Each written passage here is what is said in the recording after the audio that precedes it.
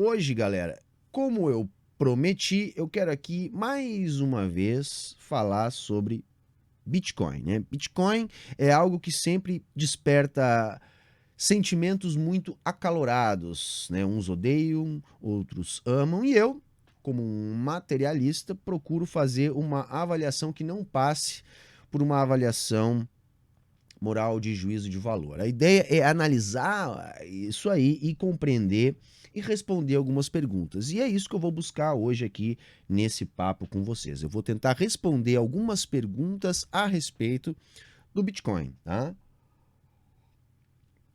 Por exemplo, eu quero responder: Bitcoin pode substituir o dólar como moeda padrão para as trocas internacionais? O Bitcoin é moeda? Pode vir a ser moeda? Os países podem adotar Bitcoin para suas economias? O Bitcoin pode ser uma moeda livre do Estado, que não pode ser inflacionada, enfim. Vamos tentar ajudar a responder essas perguntas hoje. Então, eu fiz aqui meu roteirinho que eu vou seguir, tá? E bacana. Primeiro ponto para a gente discutir isso é, bom, o que é o Bitcoin? Eu vou ter aqui que rapidamente, eu sei que muita gente já sabe, aqui na internet é algo bastante difundido. Aliás, foi muito difícil fazer uma pesquisa sobre Bitcoin porque é muita propaganda, muitas figuras, operadoras. Então, separar o que é propaganda do que é informação a respeito do Bitcoin já não é algo muito fácil. O que mostra pra gente que existem grandes interesses por trás dessa ferramenta. Vamos começar chamando assim, porque, de fato, o que é o Bitcoin? Vamos entender que o Bitcoin surgiu lá em 2008. A princípio foi posto para rodar por uma figura controversa, para dizer o mínimo, não quero entrar em detalhes sobre isso, mas vocês podem pesquisar, que é o tal do Satoshi Nakamoto, né? Que lá em 2008 botou para rodar o sistema onde se ancora o Bitcoin, que é a blockchain. Então a ideia era, pelo menos quando surgiu, estabelecer uma moeda livre da ação estatal, uma moeda totalmente digital que funciona nas redes, né, uma moeda livre de interferência, de desvalorização do Estado, sem estar ancorada a nenhum banco central. Então seria uma moeda totalmente digital, ela não é física, né, ela é uma moeda totalmente digital e 100% livre, né, que se estabeleceria a partir da confiança. Então o Bitcoin, ele opera sobre a blockchain, que é vamos entender assim, uma espécie de algoritmo, uma espécie de sistema operacional, enfim, é uma cadeia que é autogerida, né, um sistema autogerido, que é uma chain, né, uma corrente, onde você vai encaixando ali elos, né? Esses elos, eles são minerados a partir de um processo de alocação matemática que pode ser realizado por sistemas online. Então você utiliza o seu computador na rede para minerar bitcoins e assim você consegue extrair novos bitcoins que vão sendo encaixados nessa corrente, nessa blockchain, e isso é auto-verificado. Você não precisa de nenhum estado para operacionalizar isso, isso aí está lá bonitinho.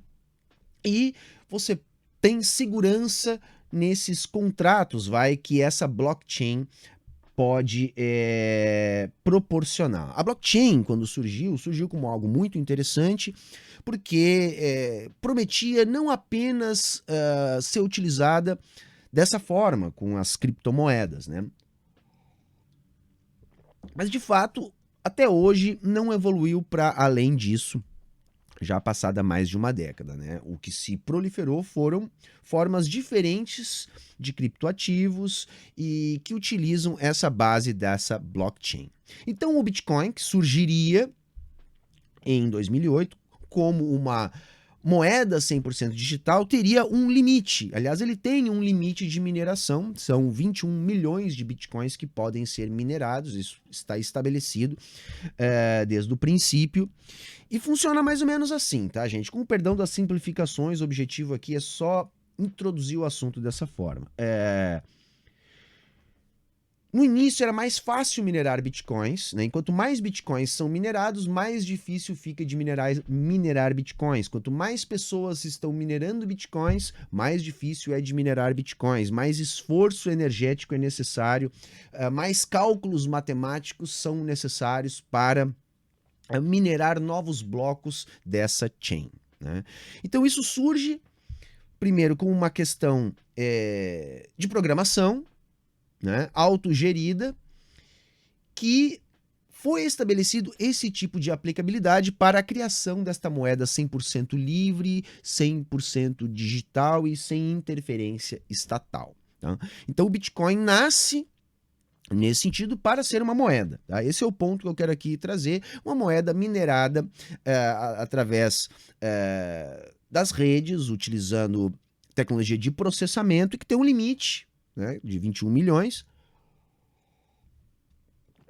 e que serviria para substituir as moedas estatais. Beleza? Então, esse é o Bitcoin, assim como todas as outras criptomoedas dessa leva. Depois tem outros tipos de criptoativos, algumas até ancoradas, enfim, não é o caso do Bitcoin, que não é ancorado em nada, né? O Bitcoin, ele é só o Bitcoin, ele não pode ser trocado por nada, ele é apenas uma moeda que busca se estabelecer, pelo menos era essa a intenção, na base da confiança. E aí a gente já pode chegar num segundo ponto aqui do nosso papo. De onde veio e veio para atender qual demanda? De onde veio o Bitcoin e ele veio para atender qual demanda? Bom, o Bitcoin vem da ideia que a moeda ela é somente um meio de troca, ela é isso, e ela se estabelece a partir da confiança. Então, quem defende que Bitcoin pode ser uma moeda, o Bitcoin surge para ser uma moeda baseada nessa concepção de que a moeda é um meio de troca, ele pode ser qualquer coisa, então a moeda, desde que haja confiança, desde que os agentes econômicos confiem na moeda, ela se estabelece. Então, o Bitcoin ele poderia ser moeda porque ele pode atender essas determinações. Ele é um token, ainda que 100% digital, que se as pessoas confiarem, pode estabelecer como moeda. E ele vem, gente, num momento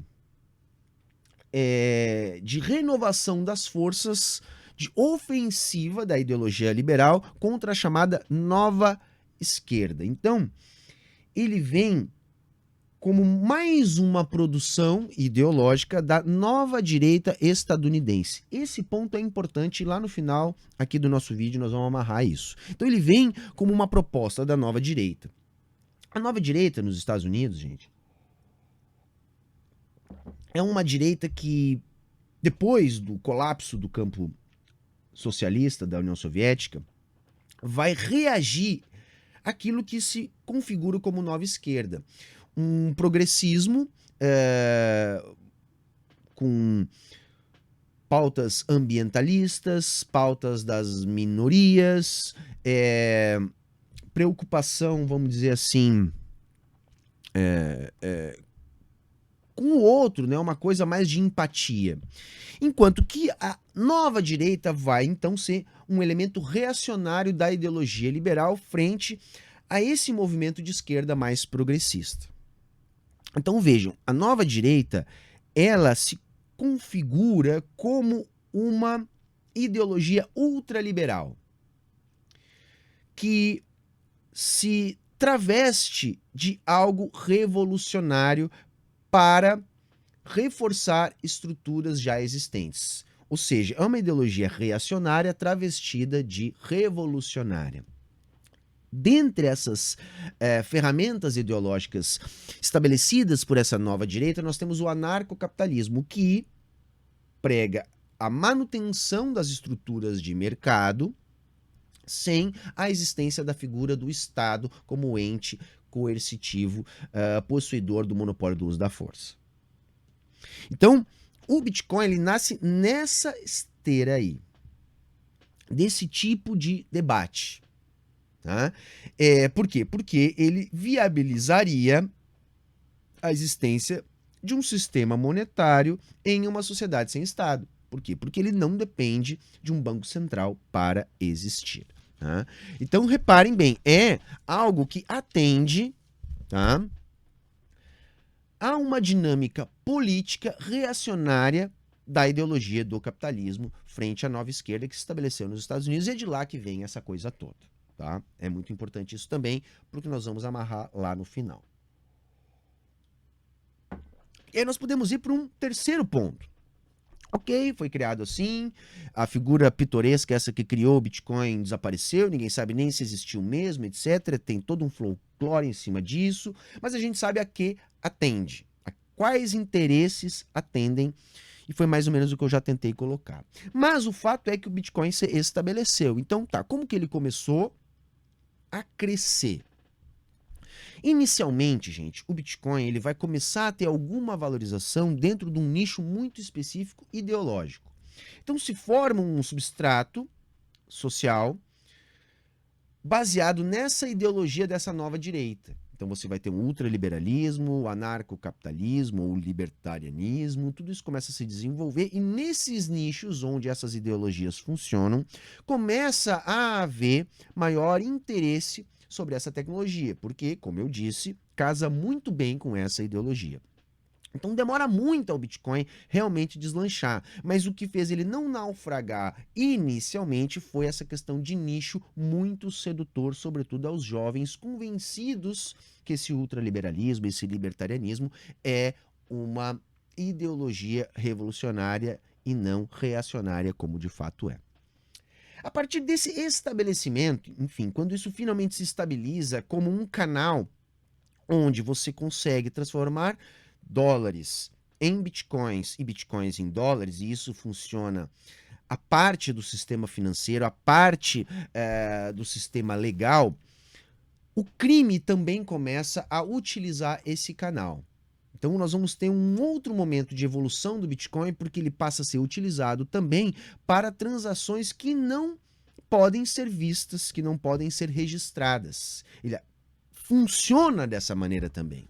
Isso dá o primeiro passo de valorização do Bitcoin para depois desse momento inicial onde ele se mantém em função de ser um nicho ideológico. Então ele começa como um nicho ideológico, ele ganha um pouco mais de volume quando o crime começa a utilizá-lo, né? Sonegação, contrabando e por aí vai. E depois, em função dessa valorização, ele começa a ser utilizado como uma opção de investimento. Então ele entra na lógica do capitalismo, onde uma coisa que está se valorizando pode ser utilizada para se valorizar ainda mais. Então começa um processo especulativo, além do uso em nicho e do uso para o crime. Esse processo especulativo começa a catapultar mais rapidamente o valor do Bitcoin. Agora nós estamos numa outra fase onde o Bitcoin começa a aparecer como uma alternativa, primeiro para grandes especuladores. Então não é só uma opção de investimento. É possível fazer grandes manipulações de mercado operando em Bitcoin com grandes quantidades de capitais. Tá? Então essa volatilidade tem isso. E para além disso, ele também se estabelece como uma alternativa ao sistema controlado pelo dólar. Então, por exemplo, o que é comum a gente está percebendo? Primeiro, uma valorização bastante acelerada do criptoativo, mas uma oscilação muito grande. Essa oscilação nos dá a entender que grandes agentes operadores do criptoativo podem tanto entrar quanto sair do negócio. Esses grandes agentes, gente, podem ser até economias de grupos empresariais de países inteiros, de países que sofrem bloqueios econômicos, de grandes grupos de cartéis, de grandes agentes especuladores. Então vejam, assim como existe um movimento de muita gente entrando no negócio, esses grandes operadores, quando realizam parte do capital massivamente aplicado por eles dentro do negócio do Bitcoin, você tem uma queda brusca do Bitcoin. O que dá a entender essas quedas bruscas? Bom, que algum grande operador realizou o seu lucro. E aí depois a bolha volta a crescer. É nesse ponto que nós estamos hoje, do Bitcoin. Então o Bitcoin valoriza rapidamente, ele continua sendo um instrumento ideológico de nicho, ele continua sendo utilizado para todo tipo de crime, ele continua sendo utilizado como opção de investimento e isso vem crescendo muito, ele continua sendo utilizado como uma ferramenta de especulação de grandes agentes financeiros e, no limite, inclusive como uma alternativa ao sistema dólar para ficar fora dos olhos e dos limites e das sanções que o sistema dólar pode operar. Tudo isso está de fato acontecendo, gente, tá? Independente do Bitcoin ser moeda, dinheiro, poder virar moeda ou dinheiro ou substituir o dólar ou não, tá? Aí, depois de iniciarmos essa discussão até então, a gente pode chegar no quarto ponto, que é o ponto definidor, vamos dizer assim, do vídeo de hoje. Tá, mas ele vai virar dinheiro? Apesar de tudo isso que eu disse, ele é dinheiro ou ele vai virar dinheiro? É essa a pergunta que nós temos que responder. E aí o ponto é, primeira coisa, para começo de conversa, o que é dinheiro? Para a gente responder se o Bitcoin vai virar dinheiro, a gente tem que saber o que é dinheiro.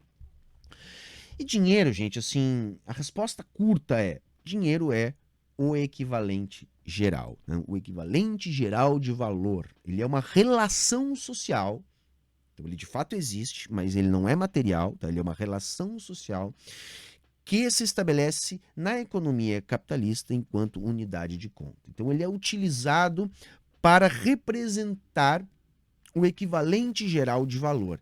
E isso, no dia a dia, visivelmente, né, de maneira mais visível na sociedade, a gente pode interpretar como unidade de conta.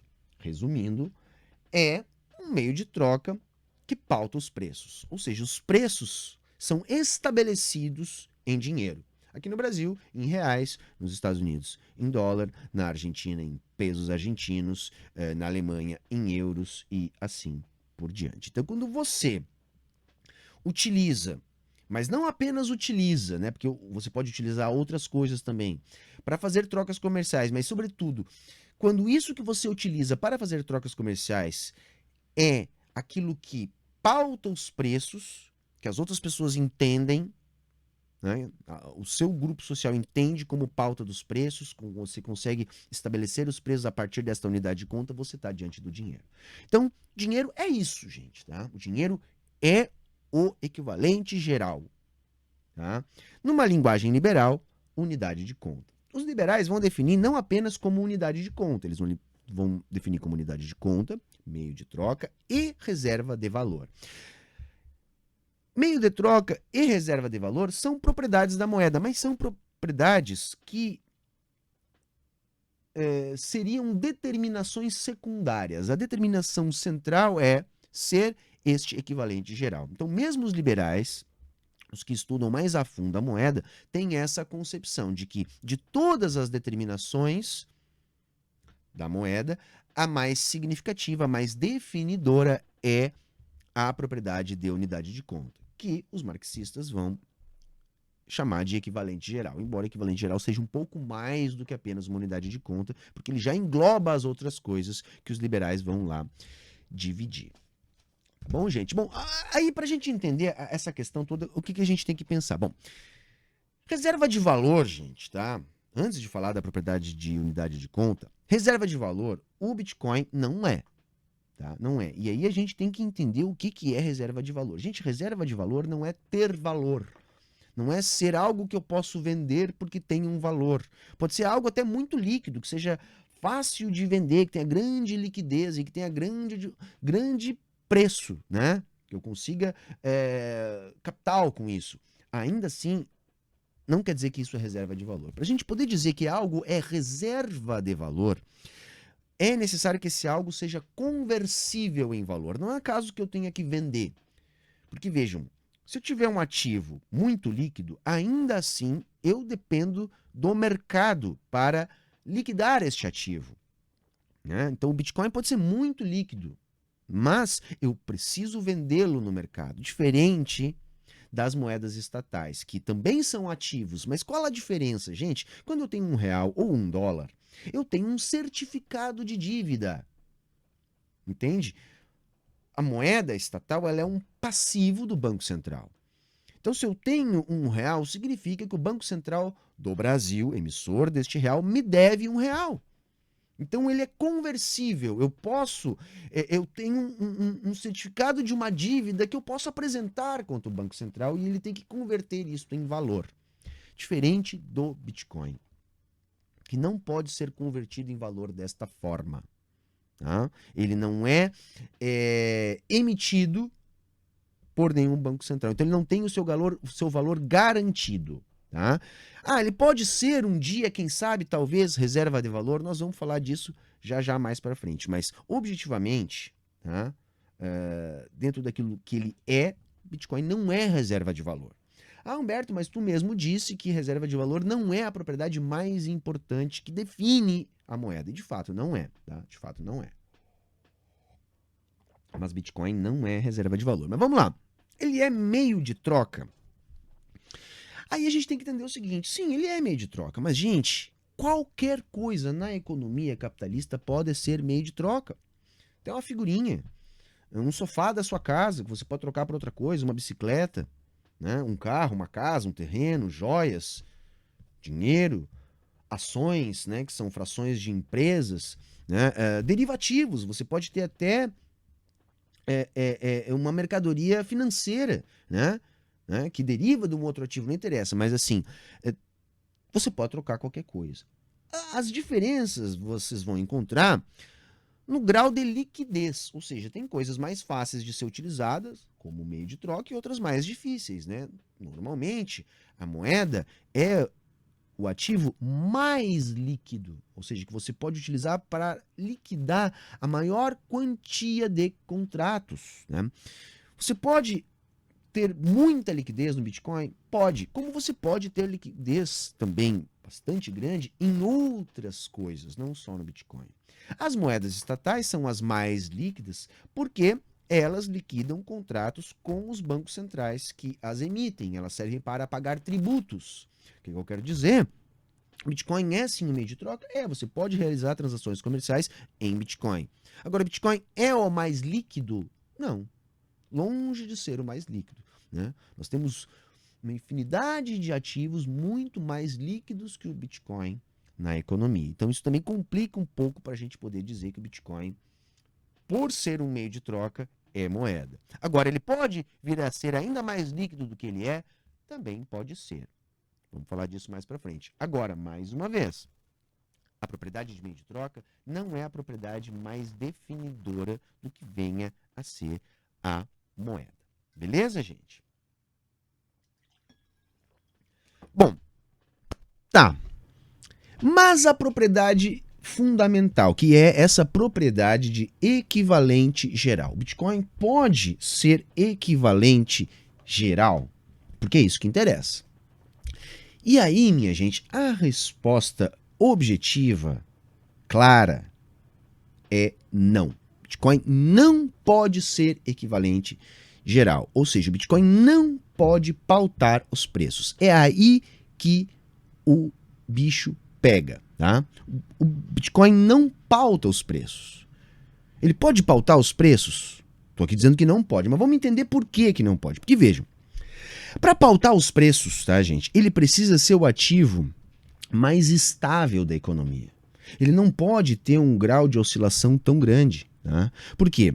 Ele precisa referenciar preços relativos. Ora, se eu tenho um ativo muito instável, que oscila de preço bruscamente, como que esse ativo vai servir para estabelecer os preços relativos entre as diferentes mercadorias da economia capitalista, que é justamente o que faz desse ativo o equivalente geral. Então, enquanto o Bitcoin oscilar dessa maneira, jamais nós vamos encontrar no mercado mercadorias com seus preços descritos em Bitcoin.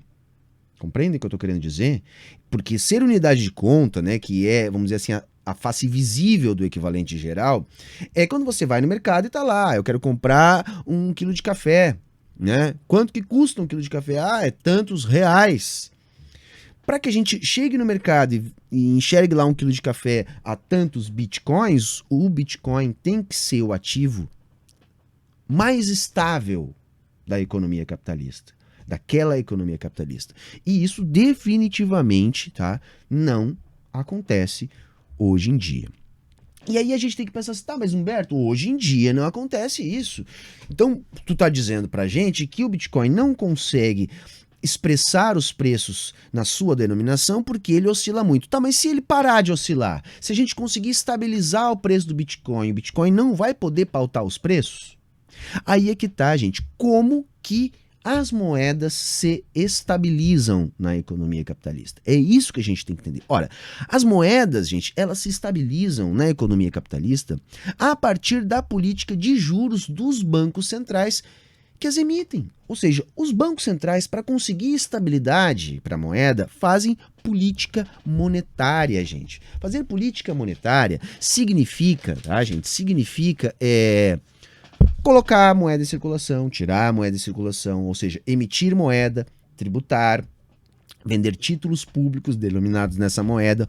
Ou seja, o Banco Central ele consegue manipular a taxa de juros a partir da oferta de moeda. Ou seja, o Banco Central, emissor da moeda, faz uma política monetária ativa, é assim, todo mundo, todos os países fazem isso, justamente para conseguir estabilizar o preço da moeda, porque sem essa estabilização, essa moeda não consegue pautar os preços. Eu vou dar um exemplo concreto. Brasil antes do Plano Real. Até 94, gente, a nossa economia, embora não fosse, ela funcionava como uma economia dolarizada. Porque embora os preços fossem expressos em cruzeiro ou cruzado novo, cruzeiro real, enfim, a moeda trocou 5 vezes em 3 anos, para vocês terem uma ideia. O que pautava esses preços era, na verdade, a moeda internacional, o dólar, porque nós estávamos sob superinflação. Então, na hora do dono do mercadinho botar o preço lá no litro de leite, o que pautava esse preço era o dólar. Ele apenas convertia o preço em dólar para cruzeiro ou cruzado e colocava ali. E aí sim ele ia reajustando esse preço o tempo todo, tá? De acordo com a oscilação da moeda. É isso que acontecia. Então, embora o preço estivesse expresso, tá, em cruzeiro, cruzado, cruzeiro novo, qualquer coisa do gênero, o que estava pautando o preço era o dólar. Porque nós não tínhamos uma moeda estabelecida. Aliás, gente, estabelecer o real foi a luta para estabelecer no Brasil uma moeda, que nós não tínhamos. Tá? Por quê? Porque nós não conseguimos fazer a nossa moeda pautar os preços. Por quê? Porque ela não era estável. Nós tínhamos uma inflação de 200, 300, 400% ao mês. Com uma inflação desse tipo, é óbvio que essa moeda não vai pautar os preços. O que nós tínhamos naquela época no Brasil era simplesmente um meio de troca. Então nós utilizávamos os cruzeiros como um meio de troca, né? Mas o que estabelecia a pauta dos preços era a moeda estrangeira, era o dólar. Né? Bom, mas aí a gente pode chegar numa outra questão.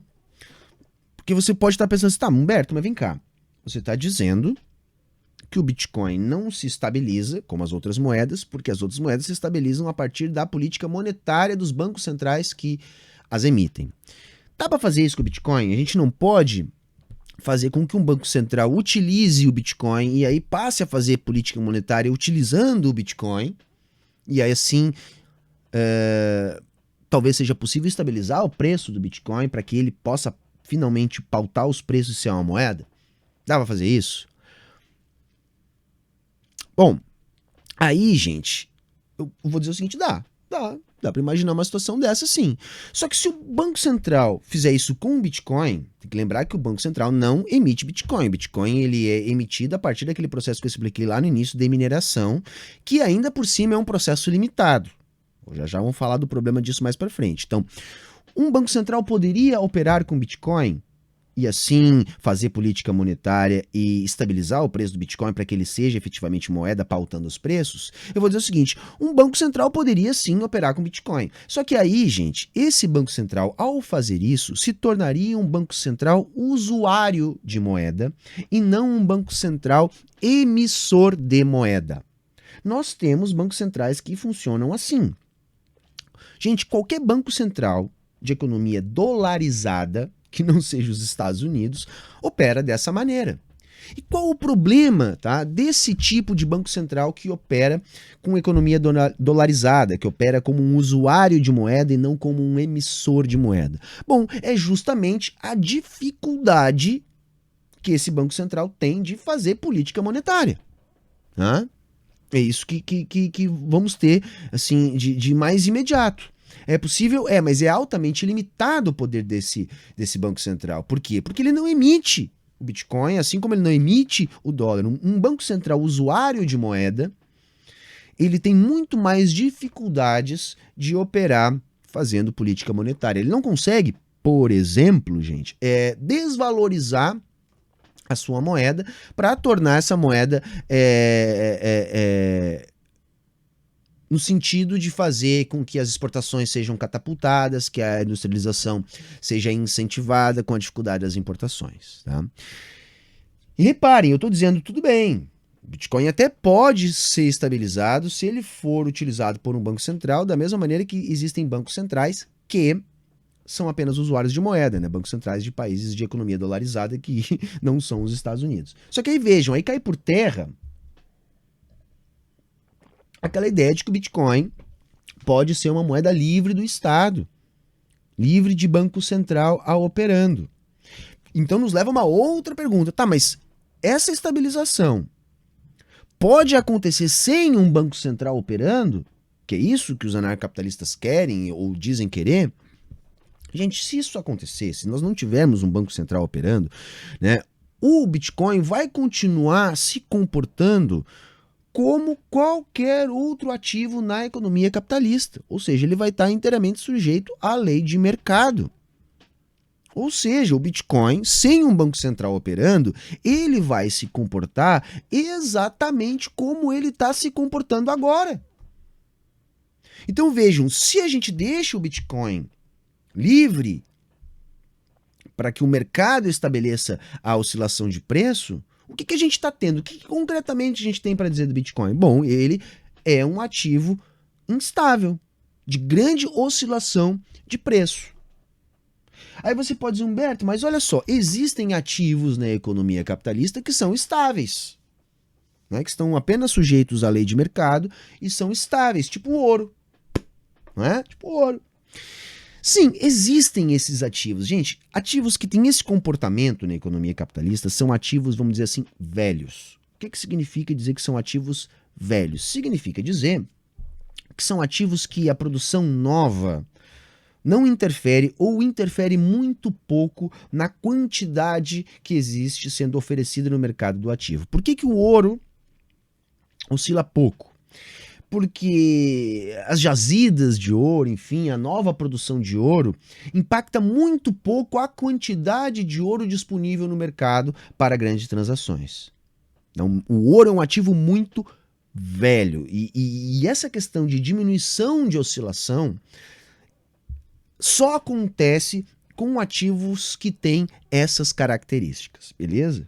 Aí você pode também pensar, tá, Humberto, mas isso não pode acontecer com o Bitcoin? O Bitcoin não pode se transformar num ativo velho, né? Pode. Quando?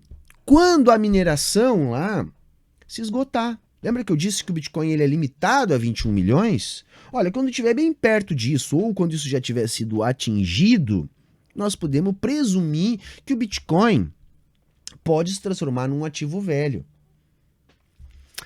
Só que aí, gente, nós vamos cair no mesmo problema, tá? No mesmo problema, um problema para a economia capitalista. Nós vamos cair no mesmo problema que nos impediu de retornarmos ao padrão ouro. Ou seja, aquele problema que acabou com o padrão ouro da moeda, voltaria se nós quiséssemos utilizar o Bitcoin como um substituto do ouro. A gente tem que entender também isso, né, gente? Os liberais gostam muito, tá, de reivindicar um retorno também do padrão ouro, né? O ideal seria o Bitcoin, mas se não é o Bitcoin, o padrão ouro já era melhor, né? Porque aí impede os governos, através dos seus bancos centrais, de inflacionarem a sua moeda, né? O que os liberais não contam, gente, né? O que os liberais não contam é que quem acabou com o padrão ouro foi o próprio capitalismo. Você está entendendo o que eu estou querendo dizer? O padrão ouro, ele se desorganiza completamente com o choque imperialista da Primeira Guerra, mas depois disso, tanto no pós-Primeira Guerra, como até mesmo, em menor intensidade, no pós-Segunda Guerra, ele tentou ser reinstituído. E por que não houve essa possibilidade? Porque, gente, a economia capitalista precisa ter flexibilidade em sua base monetária. Os países precisam emitir moeda, porque para a economia crescer do país, o volume de meios de pagamento também precisa crescer. E o ouro, né, escasso e se concentrando a partir do próprio mecanismo capitalista que leva à concentração do capital, ele limitava demais a ação dos bancos centrais no sentido de ampliar a sua base monetária. Então havia uma dificuldade de fazer política monetária, de mexer na taxa de juros, de desvalorizar as moedas ou de simplesmente expandir a base na velocidade demandada pelo mercado. Então o ouro ele acabou se transformando num entrave para o desenvolvimento da própria economia capitalista. E foi isso que impediu a economia capitalista de restabelecer o padrão ouro. Tá? Por quê, gente? Porque chegou num ponto que não adiantava mais diminuir a quantidade de ouro na cédula, que era assim que eles iam expandindo base. Não adiantava substituir o lastro ouro pelo lastro reserva ouro, que também era uma forma de alavancagem. Então vejam, os bancos centrais já estavam botando moeda lastreada em ouro como se fosse ouro no ativo para emitir moeda.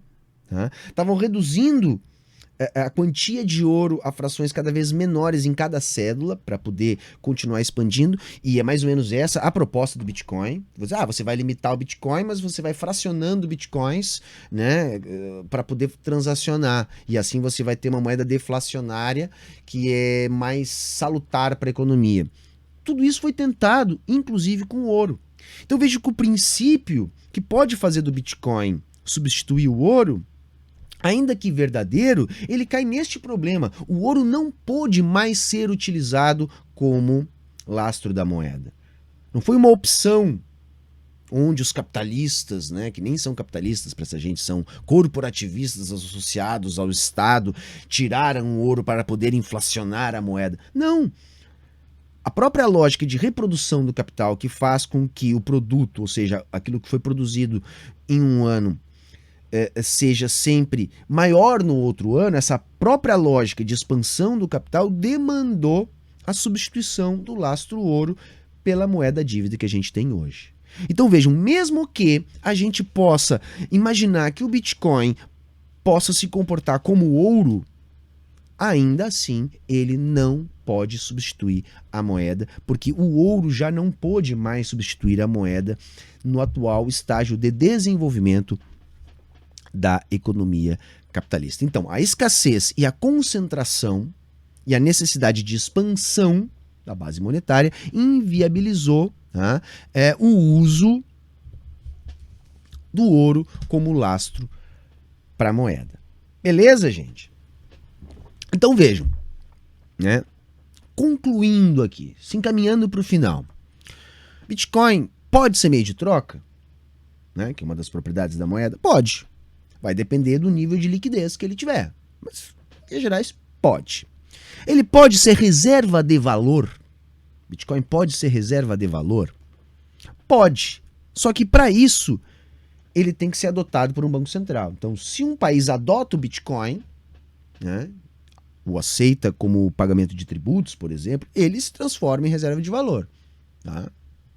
É limitado, mas pode até mesmo se transformar em reserva de valor. Por exemplo, em El Salvador, a gente pode dizer que o Bitcoin é reserva de valor.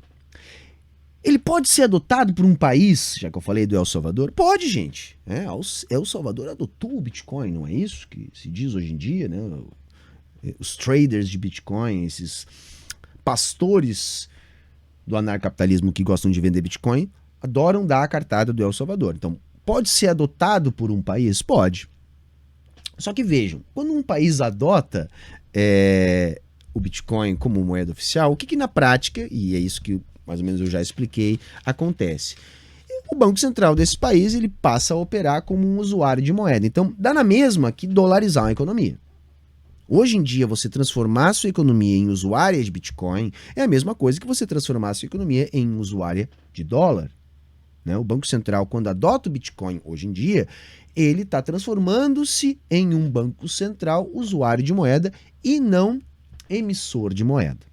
Tá? É rigorosamente isso o que está acontecendo em El Salvador.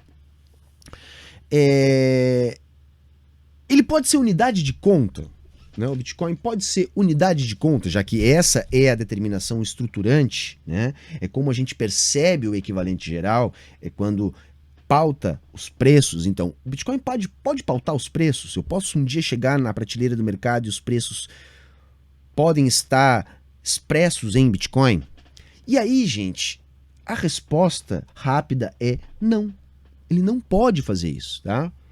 Por quê? Porque da mesma forma que o ouro não pôde mais ser o padrão para as moedas pautarem os preços, o Bitcoin também não pode assumir esse lugar, pelo que eu já consegui explicar aqui. Então vejam, o Bitcoin não consegue, pela sua própria natureza, ele não consegue ser uma unidade de conta. Ele não consegue pautar os preços. Ou seja, ele não consegue assumir a condição de equivalente geral. Ou seja, ele não pode ser dinheiro. Não, né? A determinação definidora do dinheiro é ser equivalente geral, que é justamente aquilo que a própria natureza do Bitcoin o impede de ser. Né? O que isso quer dizer? Que a natureza do Bitcoin, né, seja moeda ou como ativo, não vai estabelecer essa relação social que é o dinheiro. Correto? E aí você pode estar dizendo, tá, Humberto, mas vem cá. Tu mesmo acabou de dizer, e El Salvador? El Salvador não adotou o Bitcoin? Gente, o Bitcoin em El Salvador, ele tá funcionando como o nosso Pix, saca? O Bitcoin é o Pix deles. Moedas digitais me parecem ser o futuro.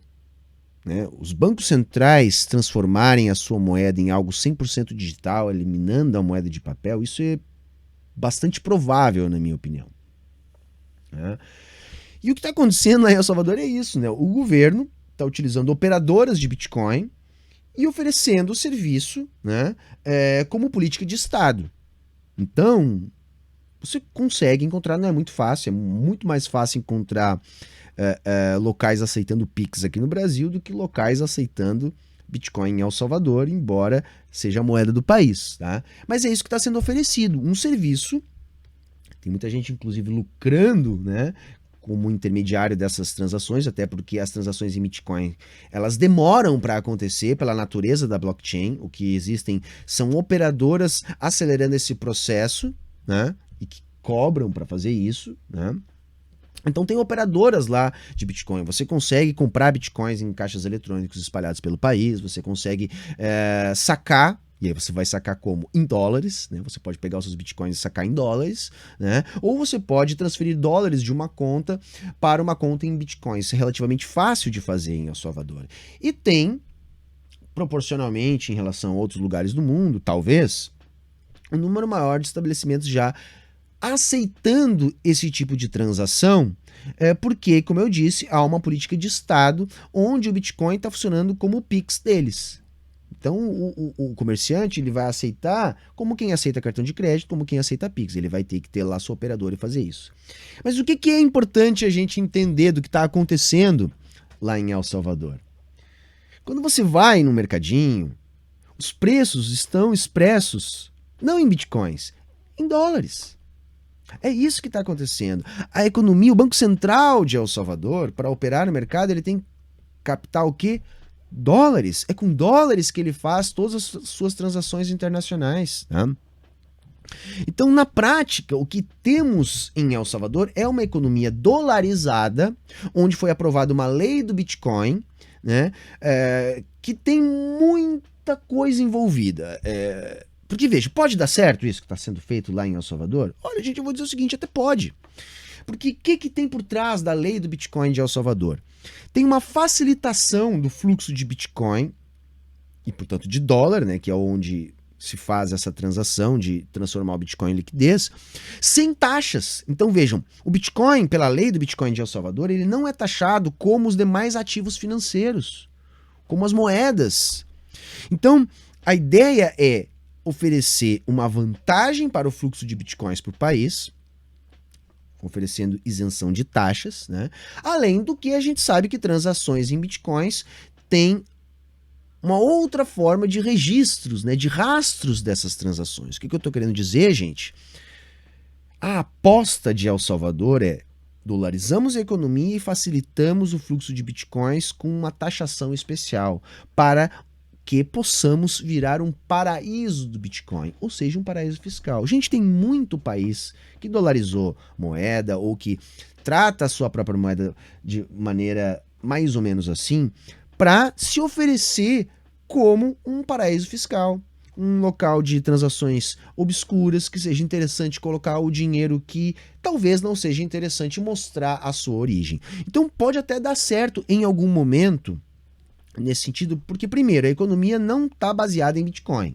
Bitcoin não está pautando os preços lá e na prática o que a gente tem é um banco central comprando dólar, comprando Bitcoin, vendendo Bitcoin, comprando dólar e é isso que está acontecendo, né? A economia de El Salvador é uma economia dolarizada. E a aposta com essa lei do Bitcoin, além de servir de propaganda, né, além de servir para alimentar, retroalimentar essa ideologia de nicho, que serve, como eu disse lá no início do vídeo, a uma proposta da nova direita estadunidense, portanto, pró-establishment, reacionária, que defende o capitalismo e, em última análise, defende até mesmo a própria hegemonia do dólar, que é onde isso tudo opera. Então, atende tudo isso. Localmente, no máximo dará certo, e não sei se vai dar certo. A princípio, não está muito bem as coisas. Depois que foi implantado o Bitcoin lá em El Salvador, houve uma perda de ativos do Banco Central local. É muito instável, como eu disse, é uma aposta muito alta, mas se der certo, é isso que eu estou querendo dizer, a lógica é essa: atrair capital especulativo, capital que normalmente é ancorado em paraíso fiscal, né? Aí você pode dizer assim, mas Humberto, tá, tudo bem, independente disso, tem muito lugar do mundo que é paraíso fiscal, ou que foi paraíso fiscal durante muito tempo, enfim, é do jogo, é do game. Então, se El Salvador der certo sendo paraíso fiscal, outros países não podem também partir para essa aí, até mesmo para tentar lucrar de alguma maneira, mesmo que seja uma dolarização de economia e etc. Gente, aí eu vou dizer o seguinte, aí entra na mesma lógica que nós temos até hoje. Existem em outros lugares debates sobre dolarização ou não da economia. É um debate de dolarizar ou não a economia, é um debate eivado de ideologia, tá? Porque concretamente dolarizar uma economia significa transformar esta economia em colônia estadunidense. Quando você dolariza a economia, você acaba com a possibilidade do Banco Central que dolarizou a economia de desvalorizar a moeda, né, que facilita exportações, né, que dificulta importações, portanto fomenta a indústria local, substituição de importações. Ou seja, você restringe muito a capacidade do país de fazer política monetária, ou seja, você acaba com a soberania monetária do país. Vejam, mesmo sendo algo tão ruim dolarizar a economia desde sempre, há frequentemente em países pobres, sujeitos ao imperialismo, esse debate. Por quê? Porque a ideologia mistifica esse debate a fim de também transformar esses locais em locais de acesso para a economia estadunidense.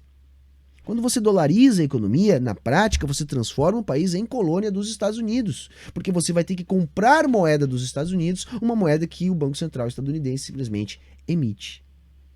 Então vejam, essa questão de dolarizar ou não a economia, que na prática é o que está acontecendo em El Salvador, essa questão já está dada, ela já está posta, isso já acontece, já existe esse risco. E é um embate político, né? Uma luta política que a ideologia ajuda a manter a perspectiva de dolarização em muitos lugares. Então isso também não é nada novo, gente, saca? Não se tem nada de novo. Não tem nenhum elemento novo para convencer tais economias a se dolarizarem, tá? É mais uma ferramenta apenas de especulação. Então, resumindo, moçada, tá? É do interesse dos Estados Unidos, do sistema dólar. Lembra quando eu falei lá no início qual o bojo que nasce essa ideologia, que vai desaguar no Bitcoin, essa nova direita? Então, é para isso. Resumindo, é isso. Tá, mas afinal, né? O que é, hoje em dia, de fato, já que ele não é moeda, nem pode ser, o que de fato é o Bitcoin? Né? Se ele não é moeda, é isso que eu tentei demonstrar, e se ele não pode ser moeda, eu também tentei demonstrar isso, o que de fato é o Bitcoin? Bom, gente, de fato, ele é um ativo financeiro, que funciona como uma pirâmide. Como uma pirâmide. Ele é um ativo financeiro piorado porque ele não é ancorado em nada, ele não é conversível em nada. Ele funciona como uma pirâmide, né?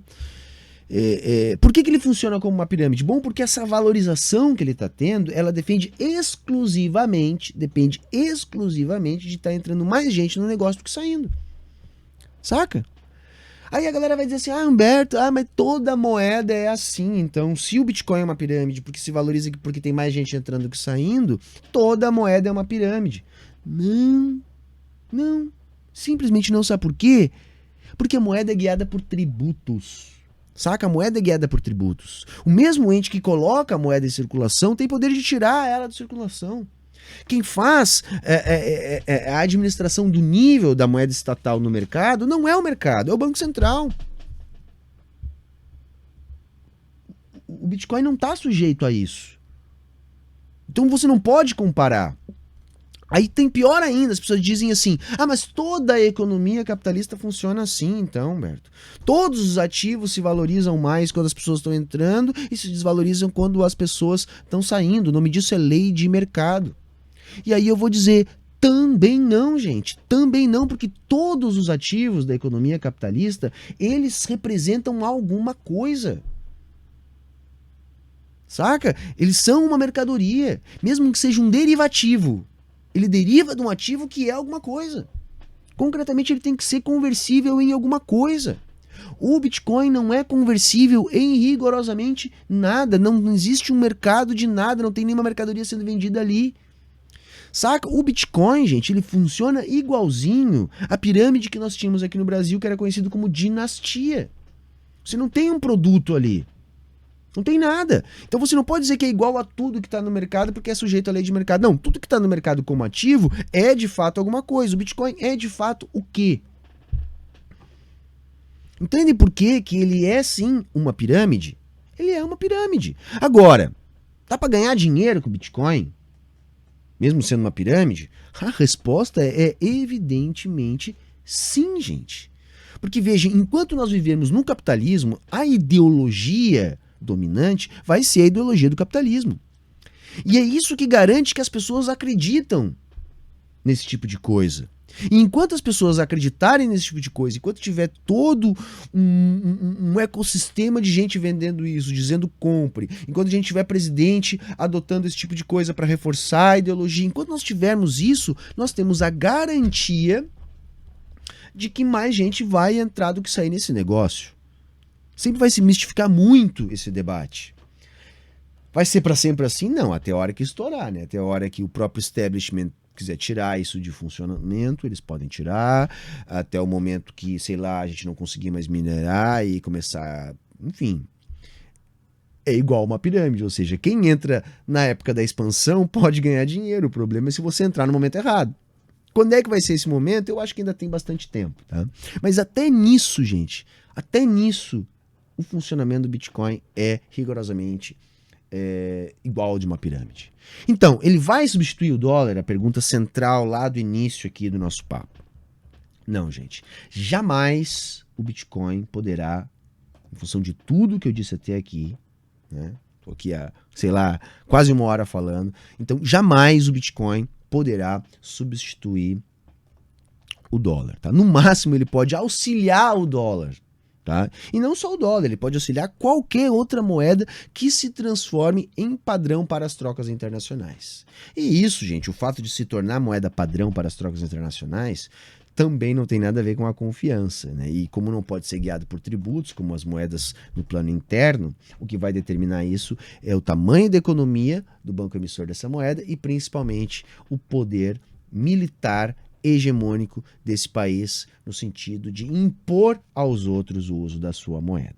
Foi assim com a libra esterlina, foi assim com o ouro, foi assim com o dólar e vai ser assim com a moeda que substitui o dólar. Tá? Então esse devaneio de moeda sem Estado é só isso, um devaneio, porque não é moeda, não pode operar sem o Estado, até porque o Estado é o ente necessário para a existência do capitalismo, uma vez que não existe propriedade privada dos meios de produção sem o Estado para garantir. Então, o Estado ele garante a moeda porque a moeda é um instrumento de dominação de classe e o Estado é a classe dominante organizada para defender a sua propriedade. Beleza, gente? Era isso então. Espero que vocês tenham gostado. E, bom, ficamos por aí, né? Ficamos por aí.